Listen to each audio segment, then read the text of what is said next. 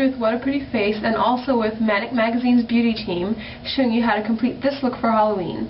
I call it a Dia de los Muertos meets 50s pinup look, meaning that one side is the traditional look of the skeleton from the holiday Dia de los Muertos, and one side is the classic 50s pinup look. And I think this is a very interesting look, and it will be fun to do for Halloween if you're interested, so stay tuned.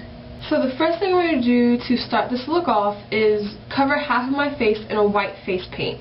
What I'm going to do is mix this cream makeup, which is more of a liquidy texture, with this another cream makeup from this Halloween palette that I got from Party City, which is more of a creamy texture, and mix them together and just do half of my face.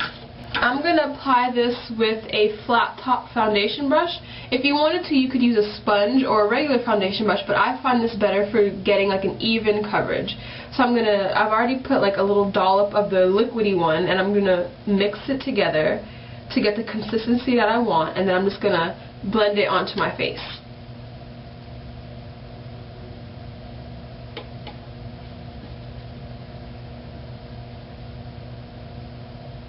So as you can tell, I've covered half of my face in the white. I've blended it so that it looks like one even color and it's not splotchy at all. I've also left my eye area without white face paint because later I'm going to be adding black face paint there to, in a way, hollow out the socket to make it look like I don't have any eyes like a skull. Also, if you notice, the edges here are not very precise yet because later on I'm going to take a wipe and make it one straight line. This is just kind of the base of what I'm going to be doing. So it's all done here, and what I'm going to do is take another flat top brush and using a translucent powder set the white foundation there, or my white base rather, because it's not really foundation, it's a cream / liquid paint basically. So just a loose translucent powder. This one comes out too much. This one is a NYC Color Smooth Skin translucent powder, and it's very affordable, probably no more than $3. So I'm going to take that and lightly pat it on my skin just to set the white. Now that my white base is down, I'm going to move on to hollowing out my eye socket using a black face paint. Now what I'm going to do is mix this black face paint there with a loose mineral eyeshadow. It's kind of like a black pigment. This is a NYC, again, Smooth Mineral Loose Eye Powder, and it's in black onyx, and I'm going to mix that with the cream until I get more of a paint liquidy-like formula, and then I'm going to put that in this area. If you don't have a black face paint or a Halloween palette at your disposal, you can always use a waterproof liquid eyeliner or a black eyeshadow mixed with a liquid mixing medium to apply it there. The shape that I want for my hollowed out eye socket to be is more of a rounded rectangle, and as you can tell, it's more of a circle now, so I'm going to take a baby wipe and kind of make the shape that I want. Now that I have my black mixture here, I'm going to start applying it with a flat paddle brush, as you can see.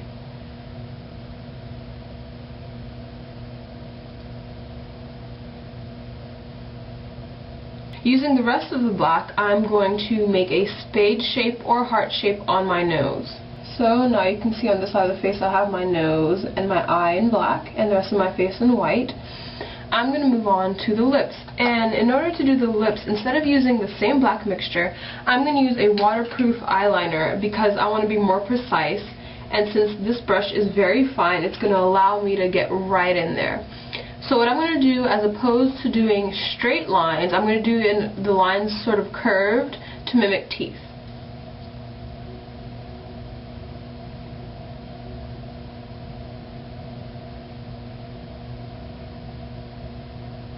Okay, so the teeth are done. I did the curved lines with the eyeliner, and then on the inner part of the lip I extended it just a bit to make it look more thin and skeletal. So this is it so far on this side. The next thing I'm going to do is hollow out my entire face using a shading technique. And if I find the brush, right, just this simple eyeshadow brush right there, I'm going to take that, and I'm also going to take just a basic black eyeshadow right there. This is from a Jane Iredale palette that I have, and I'm just going to go along the contours of my face, which, if you don't know how to contour your face, it's going to be in a 3 shape, so it's going to go here and here. If you suck in your cheekbones, you'll see where the line here is supposed to go, right there. And that's just going to hollow out your face and make it look more skeletal. Okay, so the contouring is done, and as you can tell, there's a shadow in this area. Also around my mouth, I put a little bit of black powder there as well, shaded there to accentuate the shape of the mouth and make it look less lip-like and more teeth-like, I guess you can say.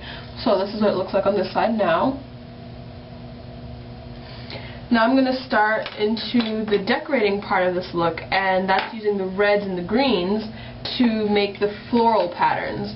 The first thing I'm going to do is take the red from this palette right there, and a small brush for precision lining, and I'm going to take it and I'm just going to outline the outer area of my black hollowed eye. Continuing with the red face paint, I'm going to make a flower on the middle of my forehead in this area.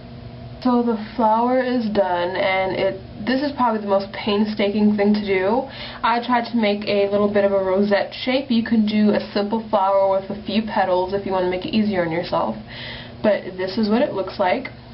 And I just made the general shape with the red, and then used the eyeliner, the same one that I used earlier for the lip, this eyeliner right here, and made the black outline. And I took some green paint from the same Halloween palette, made a leaf, and then outlined it again for more detailing.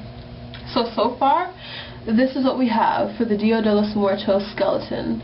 I'm also going to take the green paint and make a pattern outside of the eye shape, outside of the red. I'm going to make it somewhat scalloped, and then I'll get back to you guys. So now the outer area of my eye is decorated with green scallops, and all I did was I took the green color from this palette, took a fine brush, and just dotted it right there, right around the red. And then I took the eyeliner again, which is like my best friend for precision lining, and just went around it and then made another black outline around the red.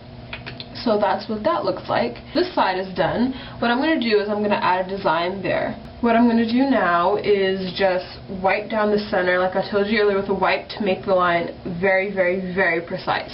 And I'm going to move on to putting my foundation on for this side of the face, which is going to be a really glamorous, high, classic 50s pinup look. So here we go. So this is the completed eye look, and it's just a neutral eye with a winged eyeliner and a really heavy darkened brow. So this is what this looks like. Now I'm going to move on to the cheeks, and for the cheeks I want a really defined cheekbone, so I'm going to take like a red berry color, and I'm going to also suck in my cheeks and work along that line.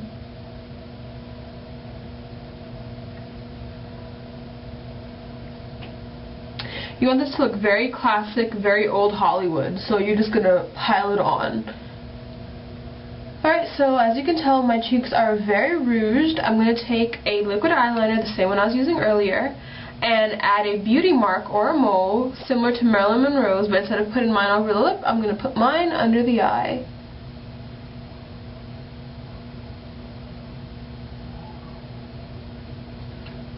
I think that adds to the costumed old Hollywood glamour look. Moving on to the lips, which are very important in a look like this. Everyone knows that red lips are key. So I'm going to take a red lipstick, and this is one that I got from my local beauty supply store. You can use any red lipstick you want, and you're going to fill in your lips, but you're going to make it a little bit more exaggerated by going somewhat outside of your natural lip line.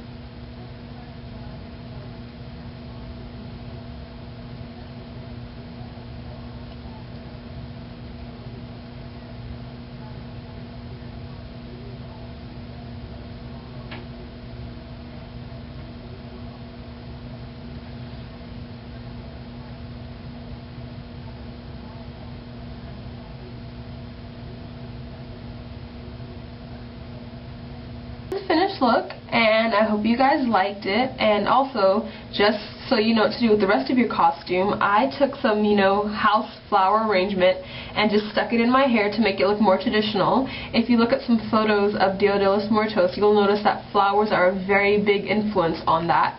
So this is why I put these in my hair. If you want, you can let your hair down and curl it and add just a few flowers to make it look more vintage 50s pinup girl. So I hope this tutorial taught you some interesting tricks, and I hope you enjoy your Halloween this year. Bye!